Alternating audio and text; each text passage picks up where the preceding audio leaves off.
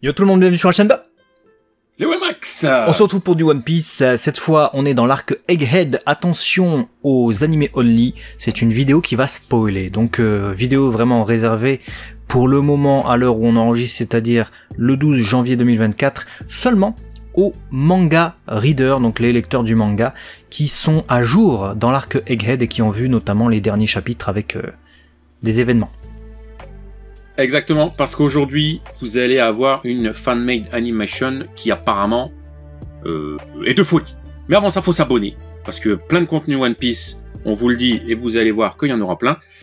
Le concept est simple, on a du coup un YouTuber Tora TV qui nous a créé une animation fan-made du coup du combat Kuma versus Saturne. Voilà, normalement, au moment où on enregistre cette vidéo, Léo vous a donné la date, on en est au chapitre 1103. On attend la mandale, le coup de poing comme ça, là, vénère de Nounours dans Papy Vieillard. Bah écoute, il y a notre cher Tora TV, il a fait « Tu veux voir? Allez, j'anime. Voyons, ça. On va déguster. » Il a imaginé tout ça, vous avez le lien de la vidéo en description, il l'a pas créé pour nous, hein, il l'a créé pour sa chaîne. Pour l'instant, il n'y a que 12 000 vues, donc n'hésitez pas à aller faire monter ce chiffre, ce nombre même j'ai envie de dire, vu que c'est quand même un nombre. Et on est parti pour le visionnage. Allez, 1, 2, et à 3 je lance 1, 2, 3.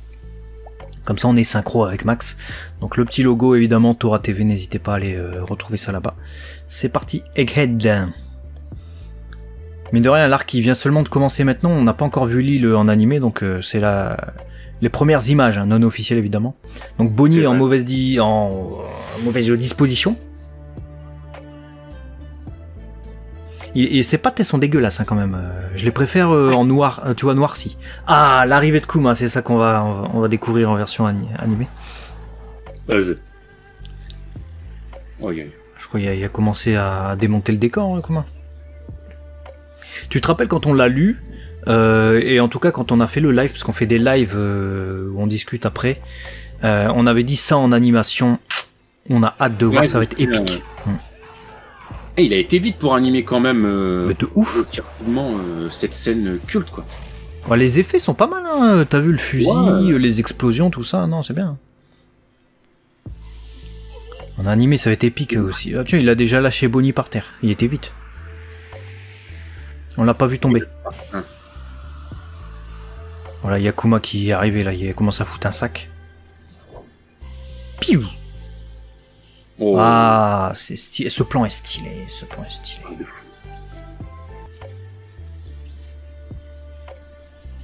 Oh, le moment qu'on attend. Oh, ouais, qu'est-ce que c'est, putain? Je vais prendre une choumette. Et on n'a pas la suite. Bah, comme dans le. Oh, mais non. Eh ouais, déjà. Après, il a écrit partie 1. Il a écrit partie 1. Donc, il a écrit Kuma versus Saturne partie 1. C'est l'intitulé de sa vidéo. Bah voilà, n'hésitez pas à vous abonner à Tora TV. On va discuter un peu de ça. C'est vrai que c'est très réussi. Pour une animation qu'il a fait certainement, je sais pas, en 15 jours ou quoi. Parce que quoi, il s'est passé combien de temps depuis, je dis peut-être de la merde, hein, il s'est peut-être passé plus longtemps depuis la sortie du chapitre, mais ça m'étonnerait. Beaucoup plus, au pire 2 semaines, 3 semaines peut-être, mais enfin bon, sachant que ça a été posté au jour où on enregistre il y a 4 jours, donc allez, au pire, il a 15 jours à peine. Moi je trouve que l'animation qu'il a pas dû faire avec beaucoup de personnes, puisque bon, encore il aurait eu, tu vois, genre 2 millions d'abonnés. Je me dis, il aurait fait appel à une team et tout. Mais non, à mon avis, il a fait ça soit tout seul ou soit peut-être à 2, je sais pas. Moi, je trouve ça ouf de réussir à faire ça aujourd'hui. Ouais, parce qu'il n'y a pas que l'animation. Il y a les effets qu'il doit rajouter après. Il y a les voix, les sous-titres et il y a aussi les couleurs. Parce qu'une fois parce que les animateurs, eux, qui bossent pour les épisodes et tout ça, les animateurs professionnels et tout, ils font l'animation, mais ils font pas les couleurs eux. C'est quelqu'un d'autre qui gère la couleur, c'est quelqu'un d'autre qui appose les effets.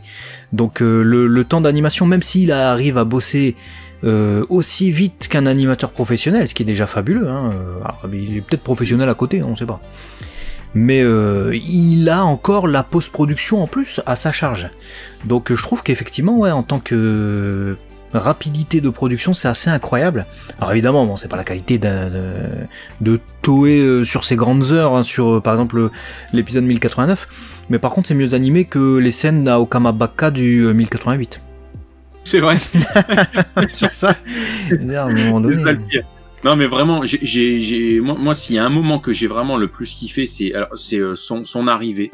Le fameux plan où on le voit débarquer. J'ai trouvé qu'il avait bien géré la fumée, l'impact, tu sais, grandiloquent de ce barbu araignée derrière.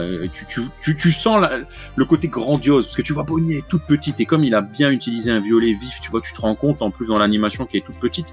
Et alors le point qui se déclenche, tu vois, avec le haki de l'armement, où à un moment donné, si tu fais pause, tu vois qu'il est passé sur un plan blanc, c'est en liseré noir tout fin, et après il utilise des couleurs rouges. Et en fait, il a créé quelque chose dans l'animation qui fait que tu sens que ce qui arrive est impactant. Bah, ça s'appelle une Impact Frame.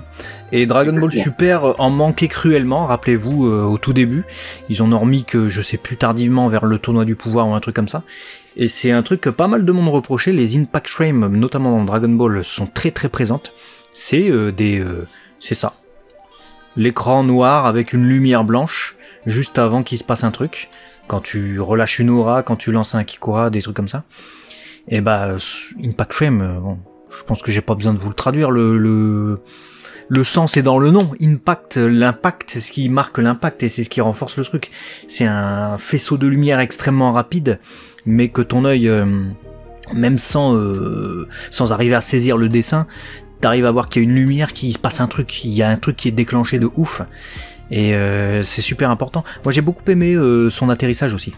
Alors pas tant la fumée et tout ça, mais le moment où tu vois le plan, il est dans le ciel avec cette déformation qu'on a de l'air et tout ça, les reflets, même sur sa peau et tout. Je trouve que c'est suffisamment bien géré et ça pourrait être digne de, franchement, d'un vrai épisode en fait. La qualité d'animation.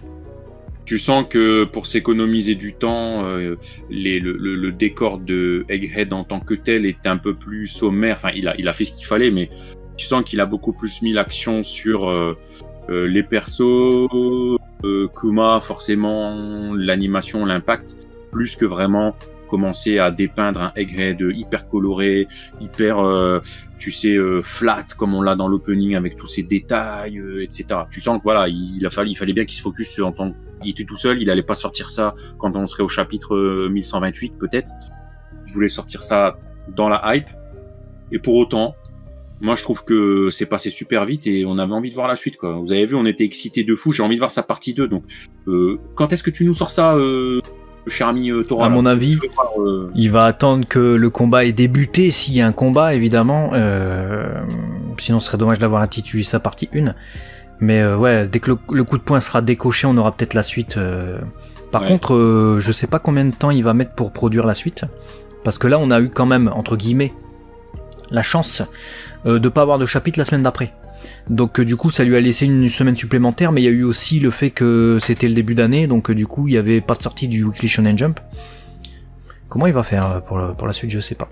En tout cas, félicitations à Tora, c'est magnifique ce que tu fais, et puis bah continue comme ça. On adore ce genre de petite fan animation. Dites-nous ce que vous en pensez dans les commentaires, et quel moment également vous avez préféré de cette fan animation. On a vu qu'il en a fait d'autres. Donc si vous aimez, si vous plébiscitez, si vous partagez cette vidéo, hein, n'hésitez pas, c'est très important d'ailleurs pour faire connaître un peu la chaîne à vos amis. Bah écoutez, éventuellement, peut-être, qu'on pourrait refaire ce genre de vidéo réaction si ça vous plaît. Ouais, carrément, découvrir des fan animations sur des scènes cultes qui n'ont pas encore été adaptées en animé, ça fait toujours plaisir. Dites-nous tout ça dans les commentaires, partagez, abonnez-vous, et puis bravo encore à Tora TV, on se fait des bisous, et à très vite sur la chaîne 2. Léo et Max, à la prochaine. Allez, bisous. Ciao.